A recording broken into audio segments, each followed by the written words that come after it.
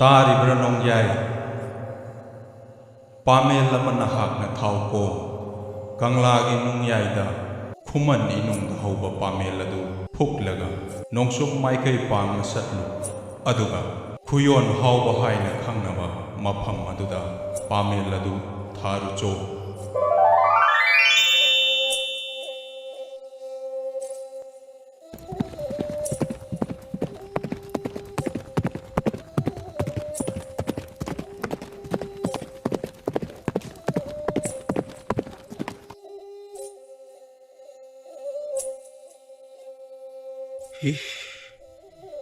Ngasi ay nag-uri ba matawa si Bukarino. Koraw numit kudinggi, pamil magi ukada, singumabu, ningjadu na lakpani. Adubo ngasi di, pamil mahakti, mapamasida, layramreda na.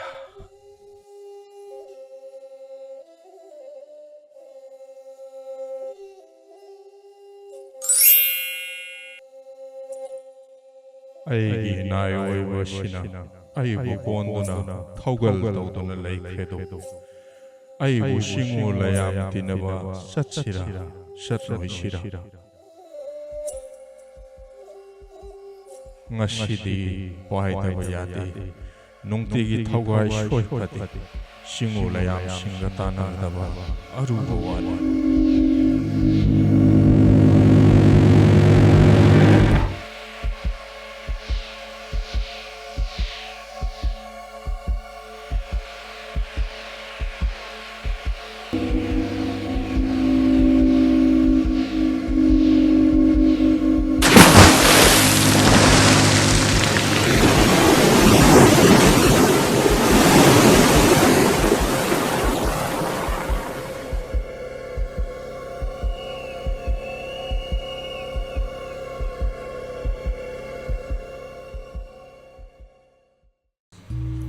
Thaina mamangayda mabudi marosing layba thabak suba nomba yamna kanba Pamel kauba nupa ama layrami.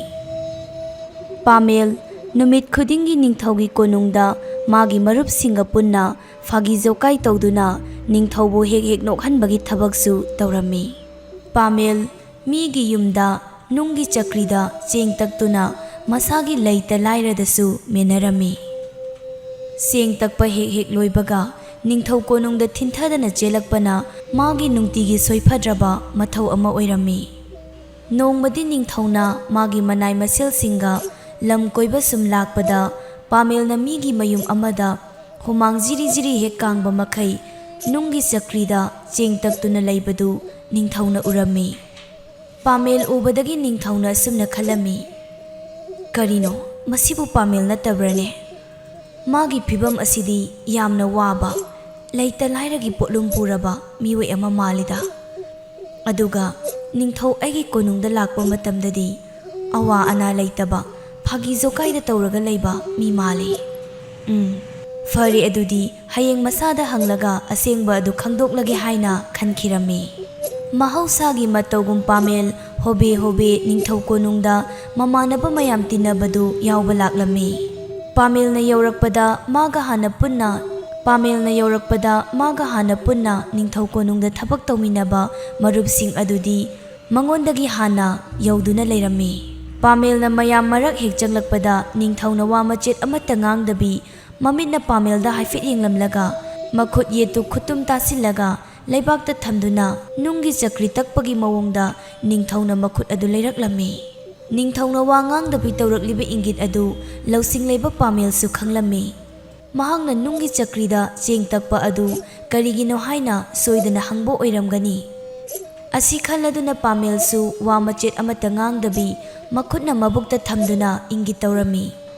Saningai leitabagi amadi sel tanaba thabak subani haina ningthauda ingit tawduna khangalami. Pamel na puksel sengna mahaki leita laira adu khangalakpada ningthau adu Pamelgi damak nungaitaba phawrami. Asumna konungdagi tholakpaga Pamelgi marupsingdu lona watanarami. Karino ngasai iningthau amadi Pamelna tawriba ingit adu ꯑꯩꯈꯣꯏꯅ ꯇꯧꯔꯤꯕ ꯑꯔꯣꯜ ꯑꯇꯨꯞꯁꯤꯡ ꯑꯁꯤꯒꯤ ꯃꯔꯝꯗ ꯄꯥꯃꯦꯜꯅ ꯅꯤꯡꯊꯧꯗ ꯁꯣꯏꯗꯅ ꯇꯝꯕ ꯑꯣꯏꯔꯝꯒꯅꯤ꯫ Hayengmak chatuna Pamelga unaduna mahangna aikoigi maramda iningthauda tamliba pau adu karino khangdoklurasi haina hainarami.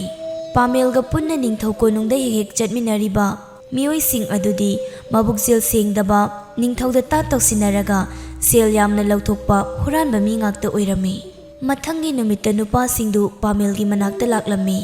Aduga Pamelda ta toksinaduna nupa amana yamna tamna sumna hanglai. Marup Pamel, aikhoi wa amata hangi. Ngarang iningthauga marup kana aikhoi khangandabi lona ingi taunariba adu kari hainaribano haina hanglami. Pamelna sumagi marup sing asi huranba mabukjel sengdaba mi ngaktani haiba khangi. Aduna magi marup sing adu kihallage ngasidi khudong chaba ama phangle khalladuna asumna hairai. Marupsa iningthauna makhut ye tasiliba adu konungda leiriba mioi sing asida kana na arol athup tawge haina hangbani. Aduga makhutna leibakta thamlaga akoibada uru leiriba aduna akoibada leiriba mioi singna tawriba arol athup singdu aina loina thidoro hairakpani haina Pamelna magi marup sing aduda tamlami. Aduga Pamelna asumna amu makha tarai. Hojikti aisu huranba mabukjel sengdaba ningthau konungda arol athup tawba mioi singdu loina khangle hairai. Pamelgi waduda nupa mayam adu swai hek lawi. Makhoi masen pakhatnaduna amaga yengnarami. Aduga nupa amana Pamelda asumna hangai. Marup, hojikti arol athup tawba mioi sing adu nahakna loina khanglabra? Pamelna loina khangle. Numinini manungda aina ningthauda mioi singdu loina haidokani haina kihalami. Pamelgi waduda nupa singdu yamna pakhatnarami. Asumna Pamelgi marup singdu Pamel hoidagi thoraklaga watanarami. Asumna Pamelgi marup singdu Pamel hoidagi thoraklaga watanarami. Aikhoigi arol atup aikhoina iningthaugi konungdagi huraliba pochei singdu Pamelna loina haidokrabadi karam tawni? Nupa amana sumna mu hairai. Adudi phare marup, Pamel si turelda intharaga hatokrasi. Nupa amana amu Pamelna mafam khangdana mangkhrabadi aikhoina ni haiba soidana khangkhrani. Aduna hatpagi mahutta sel sanalupa mayam ama pisilaga Pamelbu themlasi haina makhoi masen yanarami. Asamna mabukjel sengdraba nupa singdu masa masadagi sanalupa amadi sel tum khaigatnaraga Pamelgi mayumda thinba laklami. Sanalupa sel singdu Pamelda pirami aduga asumna hairai. Marup Pamel, nang aikhoigi arol atup sing asidi iningthauda haidopigano. Aikoi amuk hana tawjararoi. Se sanalupa sing asi nangini lausilu. Ngasidagi amuk hana aikoi iningthaugi mangnaba thabak tawkhraroi haina hairaklami. Pamel su sanalupa sing adu loina lausilami. Sanalupa sel mayam adugi mapaldagi Pamel su sel yamna paiba nupa ama oiraklami. Sel sing aduna mahaki phajaraba yum amasu saba ngamjare. Nongmadi Pamelna mahaki anekpa manai masen kharana ngaktuna dolai ama tongduna lambida lakpa matamda ningthauga hek thengnarami. Yamna thajadaba mawongda Pamelna dolai tongduna lakpadu ubada ningthau adu punga ngakhirami. Aduga Pamelda yamna ngakna asumna hairai.